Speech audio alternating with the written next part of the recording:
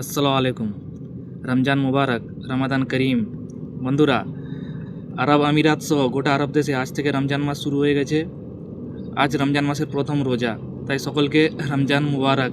আমি এই মুহূর্তে রয়েছি আরব আমিরাতের ক্যাপিটাল সিটি আবুধাবিতে। মাশাল্লাহ, খুব সুন্দর সিটি।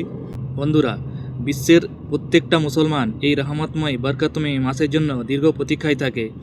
বিশেষ করে আরব দেশের মুসলমানদের সাথে সাথে নন মুসলিম ভাইরাও এই মাসের জন্য দীর্ঘ প্রতীক্ষায় থাকে। তারা হিসেব করতে থাকে কবে রমজান মাস শুরু হবে, কবে থেকে রমজান শুরু হবে। কারণ এই রমজান মাসে অল্প সময় ডিউটি করে পুরো হাজিরি পাওয়া যায়।